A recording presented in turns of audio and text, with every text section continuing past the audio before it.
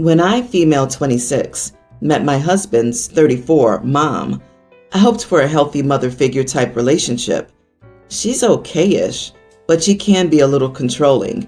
Given that my husband is her only child, she tends to act super protective of him. When I got pregnant, my mother-in-law requested to be the first person to hold my son after he was born. She wanted to be in the delivery room with me, but I refused to let her. Finally, my husband said he'd keep her out of the room under the condition that she be the first person to hold the baby. I didn't agree but didn't disagree as well, just stayed silent. The baby was born days ago. All my husband was worried about was having his mom be the first to meet the baby, but she was out of town attending a friend's daughter's wedding. He said she wouldn't be back till 2 days later. Mom and sister already came to help, and they held my son while helping me after my husband returned to work. I had no one to help, and they were my go-to. Mother-in-law and my husband knew. They both went off and started throwing a fit, saying that I betrayed her and made a promise, then broke it. My husband tried to get her to calm down after she came home lashing out, but she scolded us both and then walked out. He blew up at me saying I screwed up and violated our agreement. I said that mom and sister were helping me out and held the baby. So what? He got angrier and claimed I had no respect for his mom and her wishes and told me that I hurt her feelings and ruined her grandbaby's birth memory. I couldn't keep arguing. He called me unbelievably selfish and demanded I fix my mistake, but I wasn't sure what he meant by that. Like redo the baby's birth and have his mom be the first to hold him? He didn't like my sarcasm and said that what I did was sneaky and cold-hearted. He said he should have let his mom in the delivery room, otherwise none of this would have happened. They're both still salty about it and are sulking hard. Am I the idiot? He's calling you selfish after you grew and birthed the baby? Also, what kind of psycho request is it from your husband and mother-in-law to be the first to hold your child? Hun, best wishes for a speedy divorce. You are not the idiot. Why do your husband and your mother-in-law seem to think her needs are more important than yours? I've never heard of anything like this before.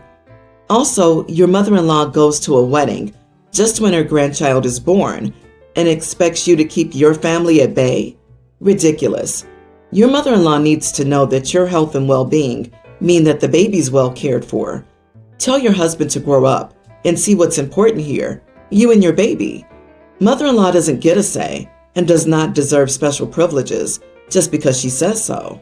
OP had a baby for the mother and son but didn't know it. Normally, I would say something deep, meaningful, or reassuring, but I'm speechless on this one. OP, your dope of a husband and his Klingon level 5 mother are the idiots. Set boundaries now. This'll only get worse. There's a problem here, and it will escalate with mother-in-law wanting more and more first. It won't be long before those first come at your expense. When you're in the delivery room, you're in charge. Not your husband, not his mother. If it were so important to her, as she claims, she'd have been there, even if she wasn't allowed in the room. If she wasn't even there to be kept out, that agreement you didn't even technically agree to is null and void. She was out of town. Was the baby supposed to be untouched until she came back? Ridiculous. So sorry you're a single mom to 2 babies and have a third in such close orbit. You married a mama's boy. My 53 male, wife 45, and I've been married for 10 years. I have a bio son from my previous marriage, Logan 28, and 3 stepchildren with my wife, Mike teen male, Lisa teen female, and Nina tween female. I haven't seen my son since the global issue started because he got stuck in another country. We text, call, and video call, but it's not the same as having him here. When flights were allowed again, he still couldn't come since he got a fantastic job opportunity and wanted to do his best. It made me sad because I miss my boy so much. However, I understood that life is sometimes hard. I love my stepchildren so much. I call them my children and they call me dad. I'm only calling them stepchildren for the sake of the post. They're amazing kids, and I'm really proud of the lot. My birthdays are magical with them, with lots of fun, games, and food. This year, Logan's coming to the U.S. for a work trip that falls in my birthday week. My birthday's Tuesday, and he's coming Monday to Friday to a city close to where we live. Unfortunately, he's unable to make the drive here and there, so I said I'd be coming to him since his company allows 1 free day per worker during that week, and he asked for Tuesday. This means I won't be able to be here with the rest of my children since I'll have to leave at 5 a.m., and then I'll be back around 10 or 11 p.m. When I told them, they were bummed, and Mike said it was unfair of me to choose my bio kid over them. But as I see it, I have to choose either way. My kids go to school in the morning, so we would celebrate between 2 and 3 p.m. But unfortunately, I can't take them with me, and Logan can't come here. So it's just a day in all these years. I've been unable to see him, and we can still do something together during the weekend. I apologized but said that my decision was my final decision, and that night my wife said I was an idiot and that I was no better than those step-parents who cast their stepchildren aside for the bio kids. She said she knows I've always loved Logan more, which is not true. She tells me going will damage my relationship with my stepkids forever. Not the idiot. She says you're one of those step-parents who cast the stepkids aside? No, she's one of those parents. He's her stepson, just as they are your stepchildren. The fact she doesn't want you to go see him sounds like she's trying to make sure her kids are more important rather than equally important. Don't let her stop you from seeing your boy. And I guarantee you, if you've raised those kids right, they'll understand when you explain it. Yeah, OP, your wife is unreasonable. If my husband hadn't seen his child in 3 years, I'd be pushing him out the door to go and see him. Spend a few days. I don't care if it's your birthday, my birthday. Go enjoy your time with him. I imagine your son would prefer to spend one-on-one time with you. I'm sure a lot has happened he wants to talk to you about without the teens around. The fact that his wife and stepkids take issue with this is blowing my mind. I went back to check the kids' ages and said, OMG, they're plenty old enough to understand the situation. If they were little kids or toddlers, I'd get them feeling that way. But they aren't. So anyway, OP chooses them every day by being there with them. Your wife in particular is being malicious. It sounds like she's trying to permanently edge Logan out of your life in favor of your stepkids. Go see your boy. She'll get on board or she won't. But isn't your son worth a day trip to see after 3 years? And if she gives you grief, get her to go to marriage counseling. She really needs to get over her insecurities and controlling attitude. Disagree. You are the idiot. You're treating those kids as not your children and they know it. Your son is an adult who's unable to drive here and there. Stop bending over backward for your bio son and recognize that your stepkids want to be present in your life and your birthday celebration. My nephew is a rainbow baby. My sister had a lot of trouble conceiving, and it was kind of a miracle. She was 42 when she finally managed to give birth. She was on bed rest for the last 3 months of her pregnancy. My nephew is now a young child, and while I love him, he's a monster. He throws tantrums when things don't go his way. He screams if he loses playing a game. He refuses to understand why he can't ride my 7-year-old Saint Bernard, and he thinks any food is his. My husband is diabetic, and he loves cookies. I found a bakery that makes amazing sugar-free cookies, but they're expensive. So I budget for them because my husband deserves his treats when he gets home from work. My sister was visiting, and my nephew ran around like a squirrel. He tripped and started crying, so my sister picked him up. He saw the cookie container on the counter and started asking for some. I said no, that they were special cookies for his uncle. I offered him a regular cookie or some fruit, but he got all upset that he was being denied. My sister asked if he could please have a cookie. I relented and gave him one. He took a bite, said it was yucky, and threw it on the ground. I was a little upset. A little while later, he came back and asked for another cookie. I said no. My sister said to just give him one. I told her no. He wasted the last one. He started screaming that he wanted a cookie. I stood my ground and he eventually went away. The next time he came, he didn't ask. He just went for the container. I grabbed the spray bottle I used to keep the cat off the counter. I gave him a couple of squirts and said, no. He got startled and ran away. My sister said her son isn't an animal to be reprimanded with water. The next time he entered the kitchen, I put my hand on the spray bottle. He didn't even look at the counter, and he went away. My sister called my parents to tell on me for treating her kid like that. They're mad at me for not giving in to the poor baby. If your sister wants to let him act like a wild thing, he will get trained like a wild thing. I totally get it. So let's break this down before some weirdo comes in and tries to make you feel guilty. Your husband has specific needs that can get pricey. As a person with dietary limitations and who lives with others who do as well, I know how unfair the diabetes/celiac tax is on a budget-strained house. This kid will get hit so hard by the world, and I legitimately bet this is the first time anyone said this. So I have two things for you: a golden, not the idiot. Your method of enforcing boundaries may be a little unorthodox, but it was effective and hilarious. It's not the kid's fault, it's the mother's. So when she fails to discipline him, grab the spray bottle and squirt her until she controls her kid. If your sister can't get her kid to understand that your house has rules for a reason and that you're unable to afford financially or from a stress perspective her excessive spoiling of her child, simply ban them from coming over. You have every right to protect your home, your sanity, your cookies, and quite frankly, I hope it makes her angry if you do it, so she's forced to realize that the way she's raising or not raising her child harms others. I, 22 male, lived in Tokyo for the first 10 years of my life. My parents aren't from there. My dad is American and my mom is Irish, but I was born there. I didn't go to an international school. I speak Japanese along with English. When I was 10, we moved to the US. I liked it. Then when I was 16, we moved to Ireland, and we've been here ever since. Now that the backstory's out of the way, I'll be quick. Recently, I started seeing this girl, 22. We've made it official. She's met my family, and I've met her family. Except for one person, her brother, 19, until 3 days ago. I was at her place and her brother came over to drop something off for their parents, and I met him.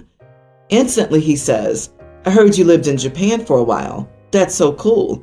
I've wanted to live there forever. I speak Japanese." I instantly got really excited.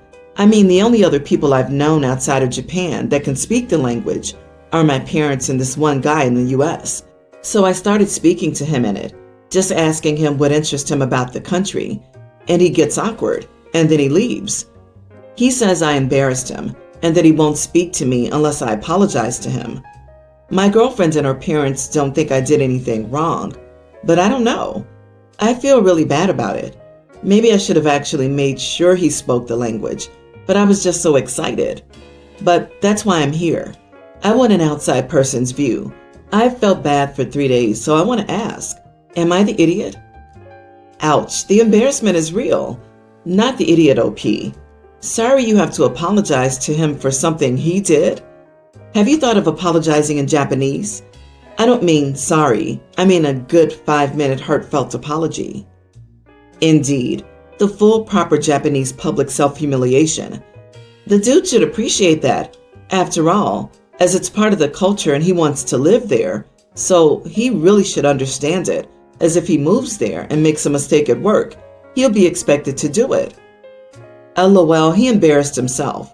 He doesn't speak Japanese. He just watches anime. You shouldn't have to double check if he's telling the truth.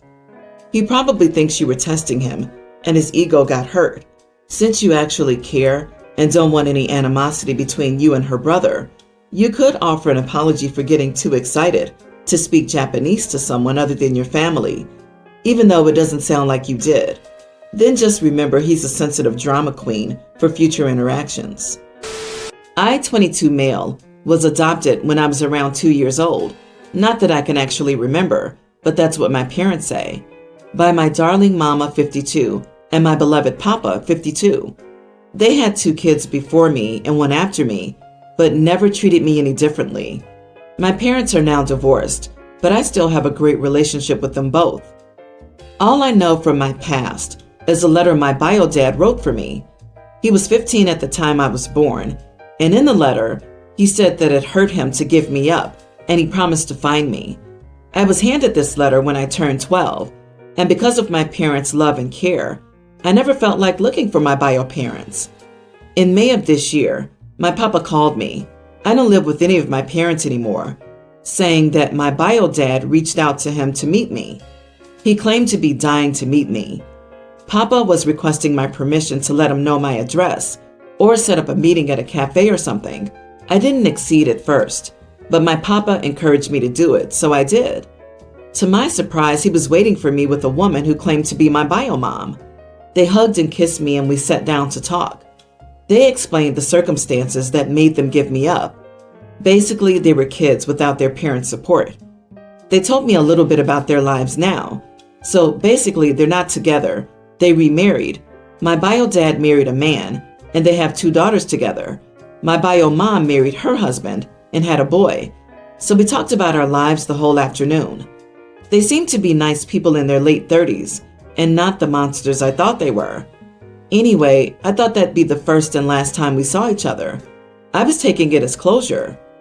Like 2 weeks later, my bio dad sent me a text saying that he couldn't sleep since he met me and was desperate to meet me again and introduce me to my family, his husband and kids. Still, I let him know it was closure to me and not the opening of a new relationship, since I already have my family and he has his family.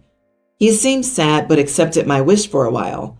My bio mom did something similar too, expressing her wish that I'd meet her husband and son. They stopped trying to meet again for a while, but started again in August.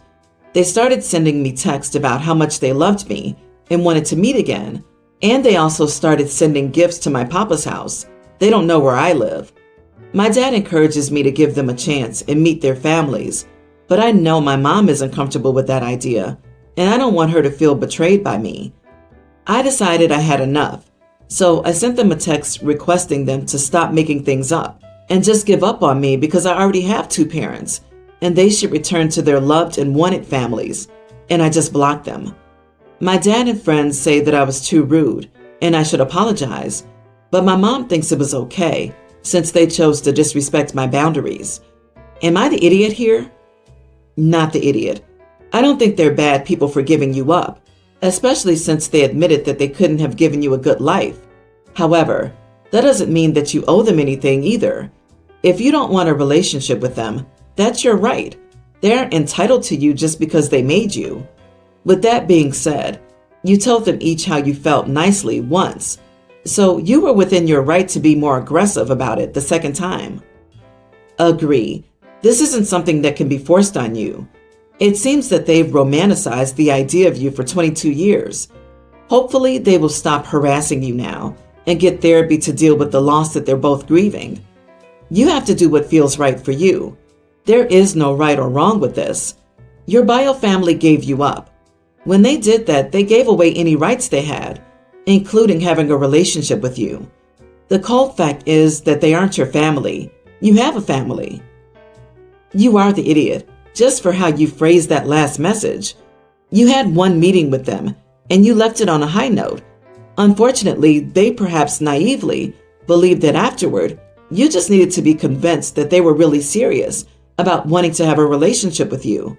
You could have just reiterated that while you understand their feelings, you're really not looking for a relationship. Instead of seemingly resentful, go back to the family and people who actually love you. It's so cold.